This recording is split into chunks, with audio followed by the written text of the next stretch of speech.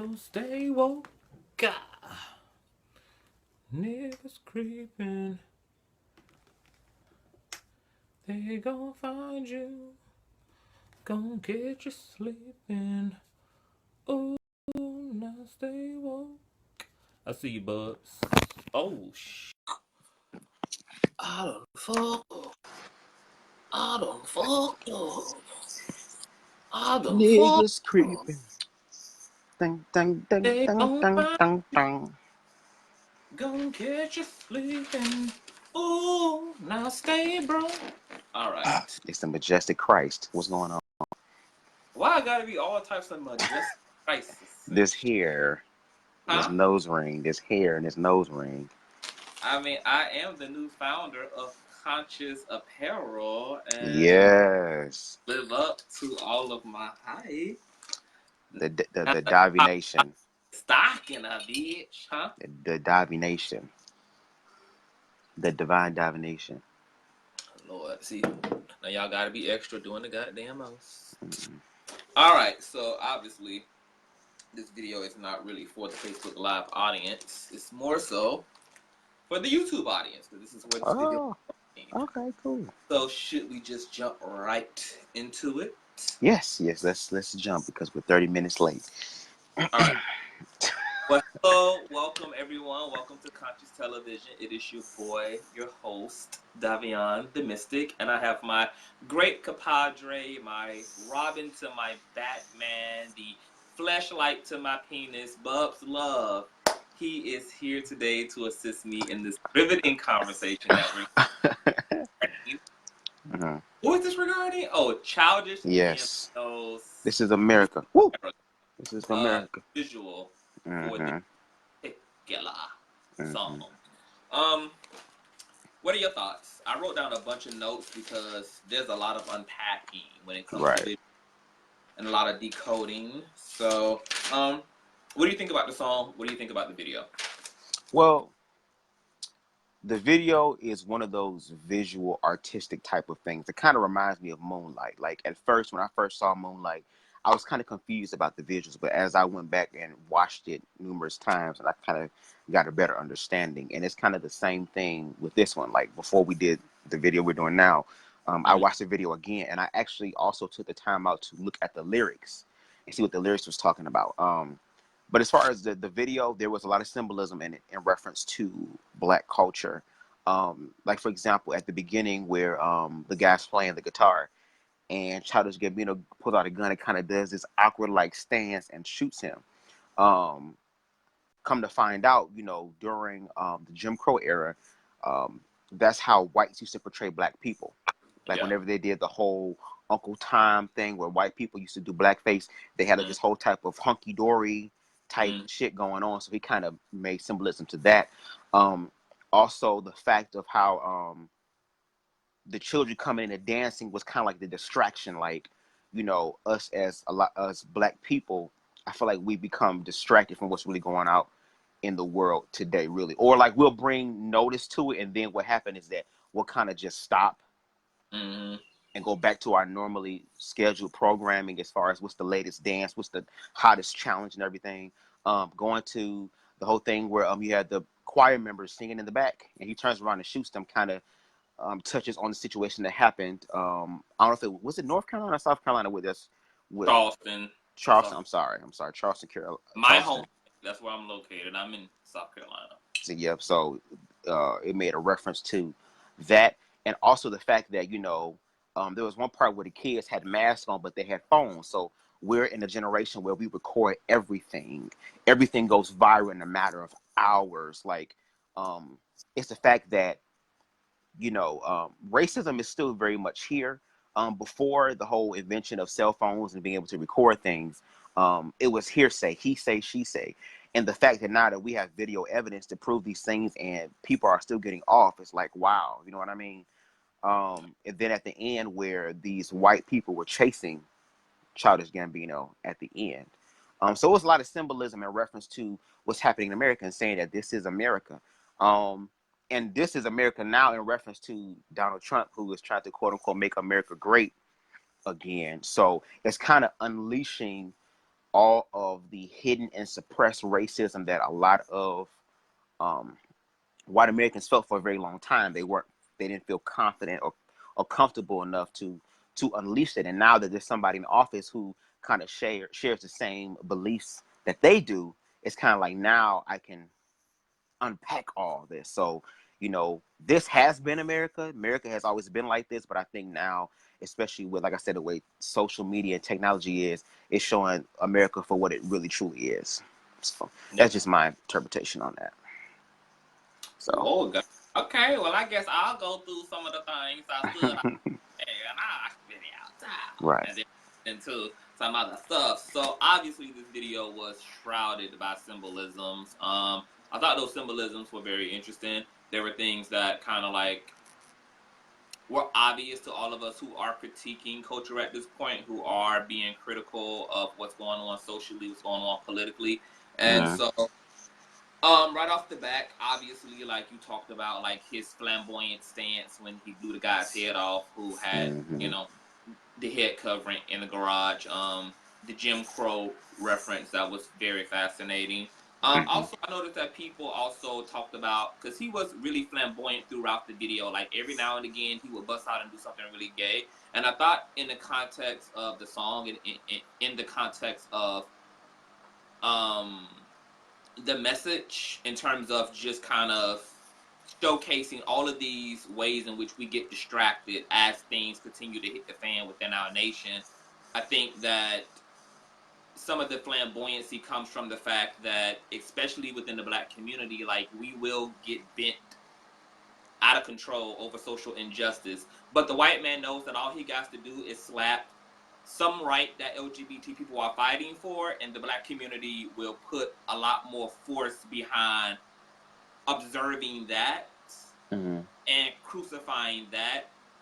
The same way, like when we have Black trans people who are murdered in the streets. This then doesn't become a conversation about Black Lives Mattering. It then becomes about how gay people deserve this and how these people are living sinfully and etc. So I thought that some of the postures and some of the flamboyancy kind of really spoke to the fact that as a Black community, we seem to be more pressed about homosexuality and these ideas around masculinity than we do about the actual lives that are being taken all around us. Because whether you're gay, straight, or trans, like, this is the point where we all become one. Regardless of sexual orientation and gender identity, but that's still not something that has really been, fully conceptualized and contextualized amongst and within the Black community. I did notice the kids who were recording as well, which obviously speaks to this whole world star hip hop generation where we record injustice, we participate in terms of being observers, but we're not proactive. So here's the evidence, but we're not doing shit about it at the same time. So this living for this bird's eye view of what's going on, but not really wanting yourself to get your hands and feet dirty in terms of healing and making things better, I thought is what that image kind of spoke to in terms of the kids being blindfolded and having masks on or having their faces hid behind their phones. The choir, I thought it was interesting that as the video moves along, he enters into the space where the choir is singing, and they're singing "Black Man Get Your Money." To me, this spoke to how fucking irrelevant the Christian church has become. Come on now. Corrupted, and how misguided Christianity has become, because this was once a system that was used to, if anything, deepen our spirit and our attitude about social injustices. Like you had Malcolm X, who used the Islamic religion. You had Dr. King, who his Christianity supported his political stances. But today, the church has become nothing more than a mega egoic structure that's founded on greed and fucking materialism. So we create these mega churches, but where is the mega impact of the church today? There isn't. I noticed the brown and white roosters that were standing back to back to one another. Like the white rooster was in one direction, the brown rooster was in another direction, and I think that this kind of spoke to how white people and black people are sharing a space where we're all seeing everything that's going on. Like we live in the same building, but we got different views. So you got the all crew, and you got the Black Lives Matter crew. And so it's interesting that even though we're all observing the same phenomenon, there's such a different interpretation on both sides in terms of what's going on and what this really is about and what's being communicated.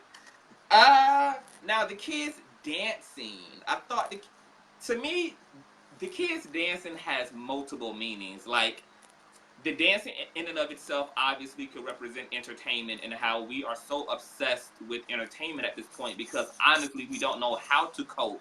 Yeah, distractions. The injustices and the poverty and the anxiety and the depression that so many Americans suffer from now, that we use entertainment as a coping mechanism. So immediately when something horrific happens, we immediately go to soothe ourselves and to medicate ourselves by entertainment, whatever that is, whether it's media, reality TV, music, or some other artificial way of kind of slapping a band-aid over this fucking cancer. But I also can see the kids and their like dancing dynamic, and they're like, I mean, because they had smiles on their faces and they was literally enjoying the choreography despite everything that was going on around them. I kind of see that also to mean that these generations that are coming behind us just are not interested in the misery of the generations that have preceded them. So while you have people who are still arguing for, who are still mad at white people, you have white people still trying to perpetuate racism. You have this generation that's coming in who don't care about who's fucking white and who's black. You have this generation, these older generations who are still very homophobic, but this generation of people don't care who the fuck is gay. They don't care about these things. It's just all about enjoying life, having fun, being free, and just not giving a fuck about all of those aches that these generations have not been able to wrinkle out of their own souls, and yet you're trying to pass down this trauma to us to fight. And none of you guys have even been successful in trying to do that. So why not just let us fucking live? We just want to pop mollies. We just want to get high. We just want to our asses. We just want to fuck. We just want to enjoy life. We don't want this heavy shit. So I thought the kids kind of had like multiple meanings. So on one end, they can represent how we self-medicate through entertainment, which is why we have this ADHD when it comes to social injustices, and we don't stick with the injustices long enough to really see them, to really bring a remedy to them. Like, we react and we get mad, but then it's like on to the next after our reaction.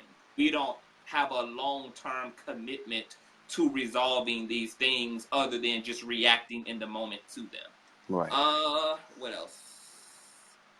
My cursed faces, okay, so I think that's all for my symbolisms. Obviously, like all the other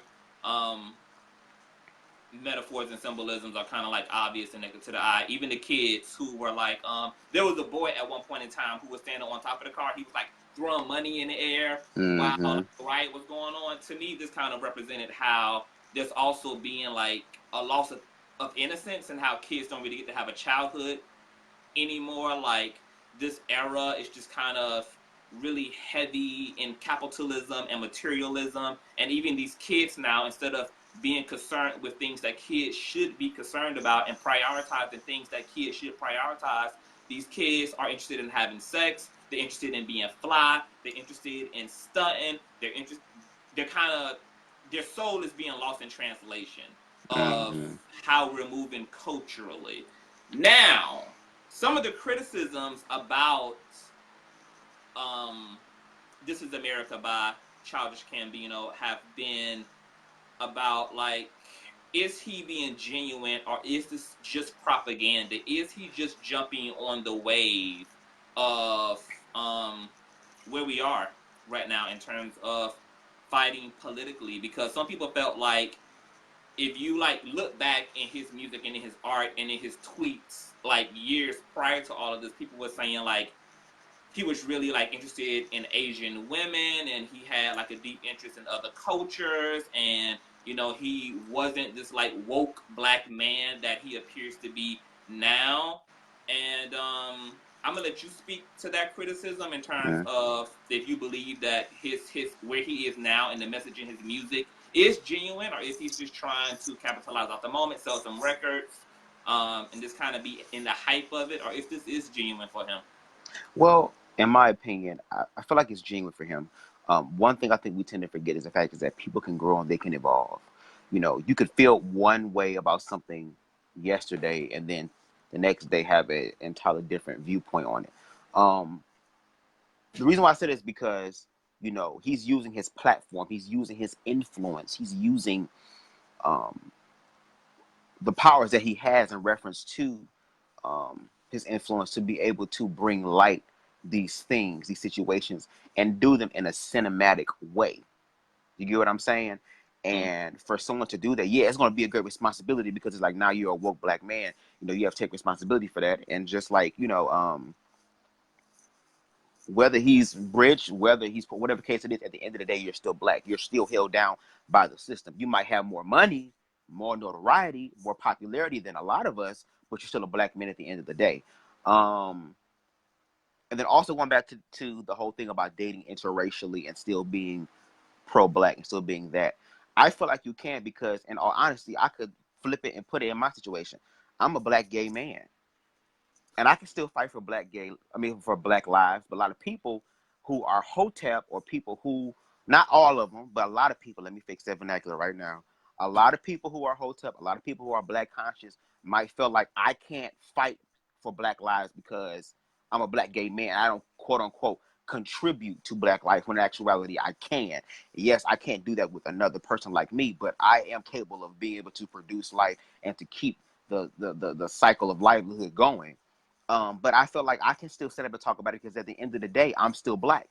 When a racist white person sees me or sees me stand next to a heterosexual person, they're not going to say, "Oh, well, I don't care about the gay one because the gay one can't have quote unquote can't have kids, but the heterosexual one he can breathe, so let's get rid of him." No, they're going to look at the fact that we are both black. That's the whole thing.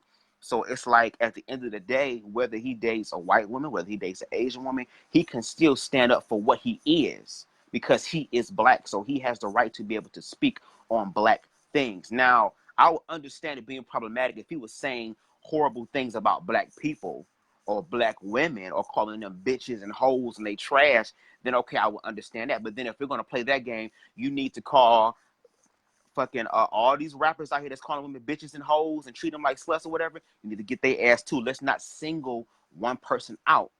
Let's if we're gonna play the game of getting everybody together, let's get everybody together.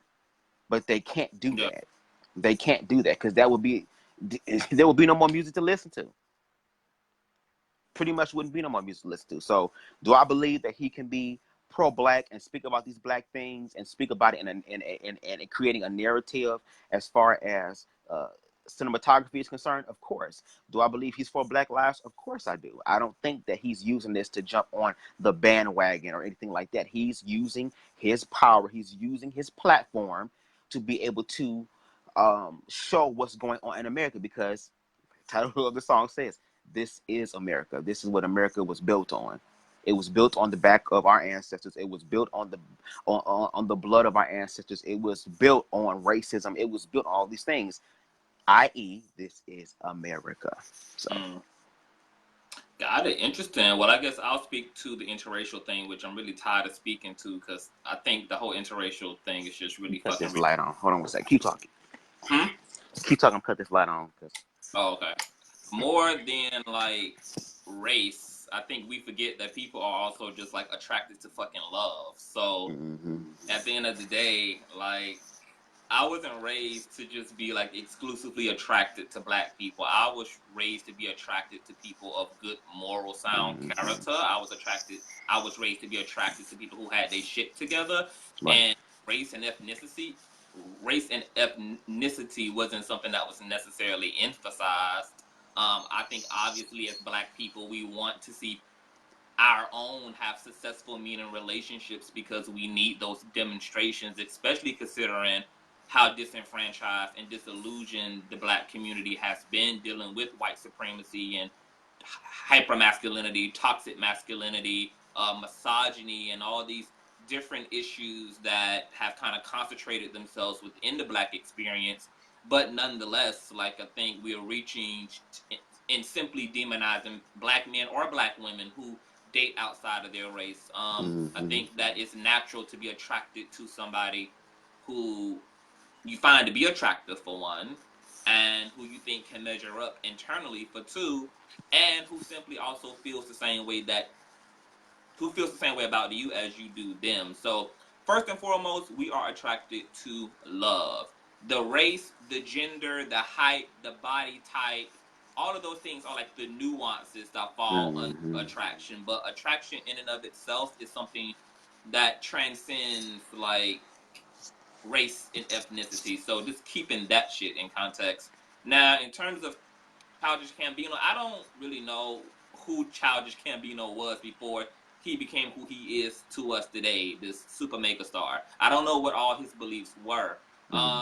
If he had said and done suspect things, I'm okay with forgiving everybody for problematic shit that they've said prior to this whole social justice, social warrior era, because up until then, I don't even think most of us was even being held that accountable for the problematic shit that came out of our mouths. You know, I hear so many YouTubers and so many bloggers and so many celebrities today saying that and admitting that they've said problematic shit in the past. I think we all have participated in that in one way or the other. Right. But I think it's a little hypocritical as well to critique the system that has brainwashed and distorted Black people, and then crucify those same black people for being a product of that corrupted system. So I'm willing to be patient with people who are trying to unlearn their bullshit, and I'm willing to definitely be forgiving for people who are trying to move forward in a better way than how they were prior. So I could care less what Childish Gambino's attitude was about things. If today he's trying to be aware, if today he's trying to be awake, if today he's trying to be enlightened, and he's trying to use his platform in a way that just re-emphasizes the Black struggle and the Black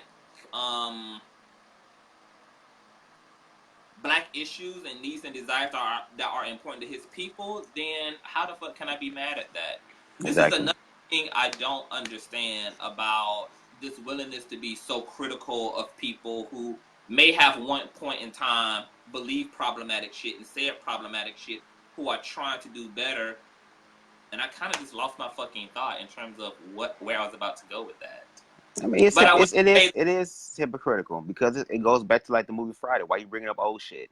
Like, I understand if it was somebody like right now in the present was saying some shit, then yes, I understand as far as being critical, because it's like you're saying it now in the present. But in the past, and you see the gradual increase of them changing, it's like, what's the issue? What's the fucking problem? But I think this is what I was going to say. Go ahead.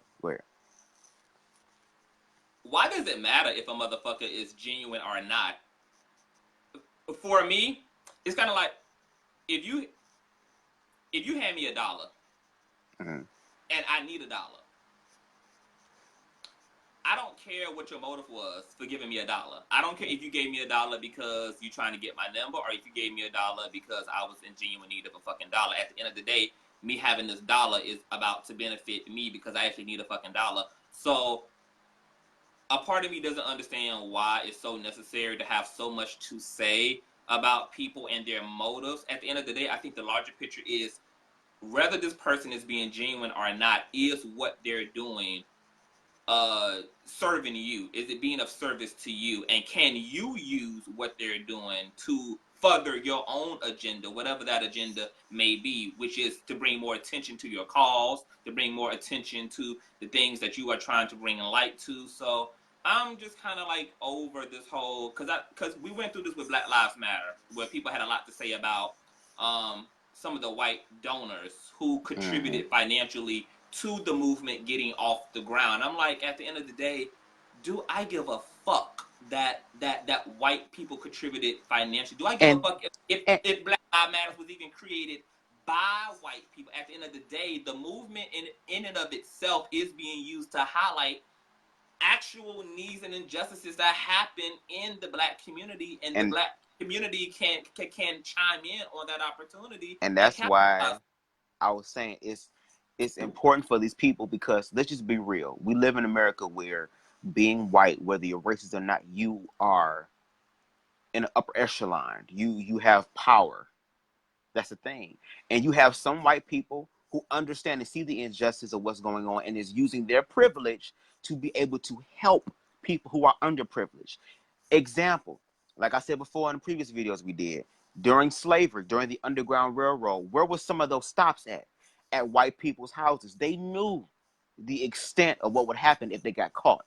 They would be just in just as much trouble as the slaves were. But they realized the injustices and they put their lives on the line to be able to help our ancestors get from the South to the North. The Civil Rights Movement. It wasn't just black people altogether. It was white people as well who once again understood the injustices that was going on and used their privilege and power to be able to uplift and encourage black people to become to level the playing field and to be able to be seen as a fucking human being. And here it is now. You have, for example, let's take the whole high school shooting thing that happened recently. Um, that was really big and everything, but at the same time, you have black people saying, well, I understand that these kids is tragic what they went through and all that type of stuff. But at the same time, what about the black lives that have been taken, the black kids that have been killed? And some of those white kids who were a part of that school shooting, even themselves started saying, wait a minute, we can't just talk about us. We got to talk about the black, our black brothers and sisters too, of what they've been through. So once again, they're using their power and their influence to help people. My thing is, like you said, if it's benefiting the movement, who fucking cares? As long as they're genuine about helping it and seeing the injustices and saying, you know what, my ancestors or my forefathers did y'all wrong. I'm not going to continue that cycle of hate. I'm going to change all that shit now. Who am I to tell them, no, I don't want your money because you're white?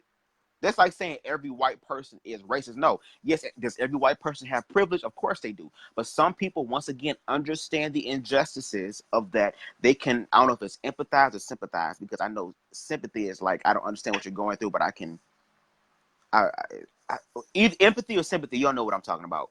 Um, they can use that to be able to, um, once again, use their power and privilege to be able to help disfranchise people like ourselves who are still at the bottom of the barrel. And yes, we have gotten to a better place. It's not like the shit that we go through like our ancestors did, but at the same time, we still have some ways to go. So if they want to help, if they want to contribute, if they want to donate, if they want to be a part of the movement and really care about Black lives, who am I to say that, oh, you can't be here because Guess of what? your... Even if you don't really care and you are just wanting to support Black Lives Matter shit because it makes you look cool and because you just want to be a part of what the fuck is going on, I could give a good goddamn, because your participation I'm going to use for my own self-gain regardless of what the fuck your motive is. So the fact that you're just in the building creates more leverage for me. I feel like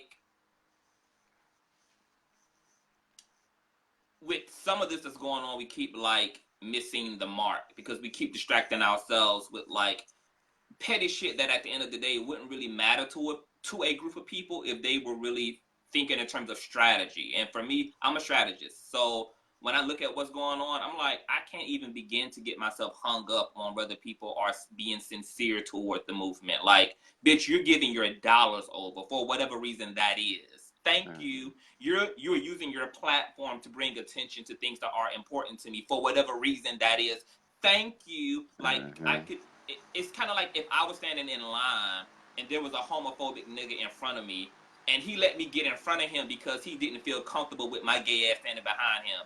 Bitch, I want to get to the front of this line as soon as possible. I want to stay behind in the back. So I could give a fuck So I can less look why upon the you glory and the just let me goodness get of in front of Jesus and all you. He's done for me. Each terrible. I'm sorry. Go ahead. Huh, what? No, I was saying you talking about you get in front of Him. I'm like, no, let me stand behind. Let me gaze upon the glory of the Lord. But go ahead. I'm just playing.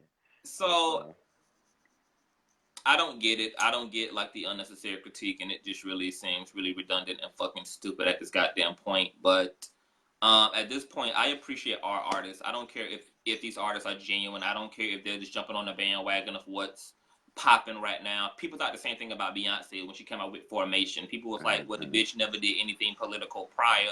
But it's kind of like, things have to become relevant when they become relevant. So it's kind of like, why would some people have been parading around doing this type of work prior to an era in which none of this would be emphasized? Like, of course, there's always been those woke black people within every decade. A lot of the neo soul artists have kind of been those people that have kept the integrity and kind of been into like the Afrocentricness of the community and have continued to walk those lanes. And we pay those motherfuckers dust. They were woke far before these new woke motherfuckers who were reacting off of like the blood in the goddamn streets. But there were people who was living this and this was their truth far before your ass was being gunned down on camera.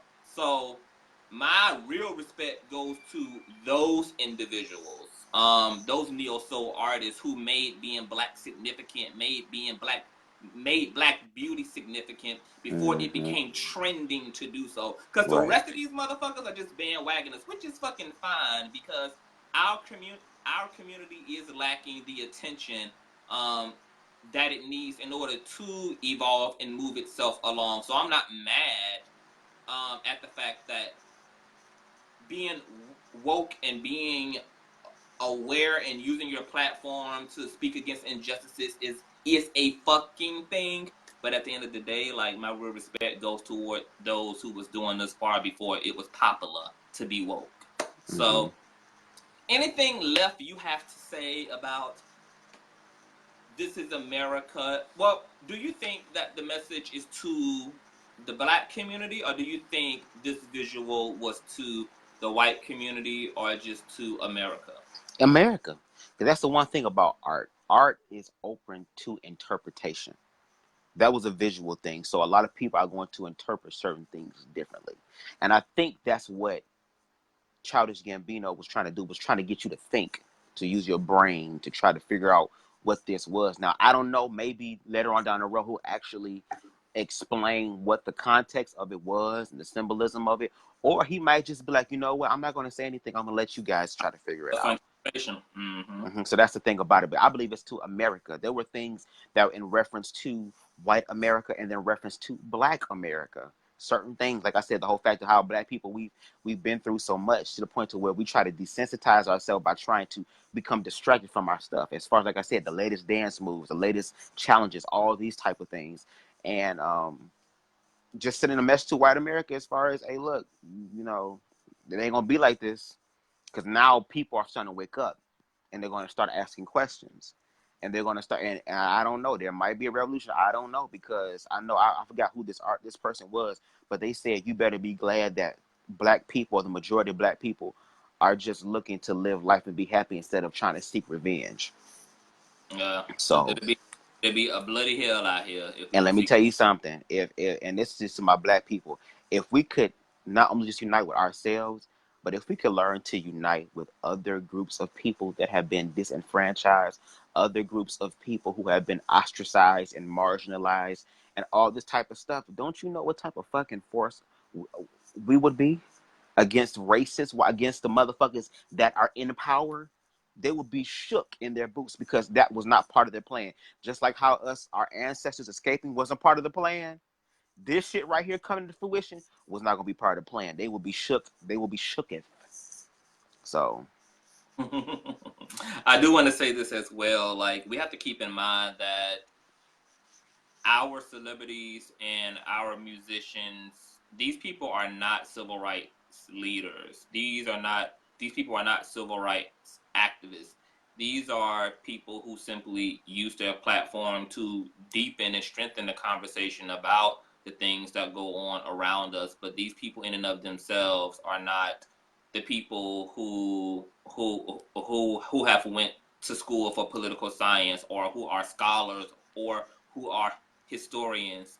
So I think we have to continue to appreciate artists for simply creating art that keeps the conversation going, because art has always been used to stimulate thought, to stimulate feeling, whatever feeling that makes you feel. And even if you not with Childish Gambino on this visual, even if you don't feel like his method was the best, even if you feel like he missed the mark with it, it got you talking about what's going on in America. And ultimately, I think that's the point. So, Childish Gambino, I love the visual per se, and he pulled it off, to be honest, because a lot of people was like, bitch, I was into the dancing because the video was so lit, but it wasn't until I read the comment section that I realized I missed the whole point of the video. And I'm like, that's the whole point of the fucking video. That is the whole point of the video. So he nailed it in terms of just reflecting back to us how we are so distracted so easily, while our world is literally crumbling around us and going to complete shit. And here it is, it just takes something really shiny, you know, to blow you in the opposite direction. So keep the conversation going, folk. Yes. If you want to really know what you can do to better your world and to better your community, I suggest you go and be a part of your local organizations, and that you actually support your civil rights leaders, whoever you identify that is, even if that is Umar Johnson, just people who actually know more than Beyonce does about what's going on politically and socially. Just follow people who are more invested in this history, in this knowledge, than Childish Gambino is. Like, these people are just the conversation starter. But we keep the conversation going and continue to enlighten ourselves. So thank you, Bubz Love. No problem. No problem. To talk about this video. I'm mad that I'm in a rush because I felt like I really couldn't be as present as I wanted to be, because I got people here and about to fucking go. But don't feel bad, because I got to get myself ready too, because, you know, I got a little something going on, you know. Well, thank you. I love you. You guys know where you can find Bubz Love. I will leave his information in the description bar below. He also does YouTube, even though, you know, he is a whack-ass baby daddy to his YouTube channel. Like, that child has been recklessly a fucking abandoned. So, and Davion will be the one to call DPS on me. Or CPS, I'm sorry. I'm calling their ass now. He is. Let me get his ass and hold him to the cross. But thank you, and I will check you guys out later. All right, see y'all. Shouts out to Helena, my girl Helena in the building. Oh yeah, shout out to everybody who we didn't pay attention to in the comment section. Like, I love Helena. She's amazing. Section. Do you want to go through this comment section? Because I think there's only a few people that say, you know what? To me. Okay, cool. Well, let's fucking go. All right, bye-bye.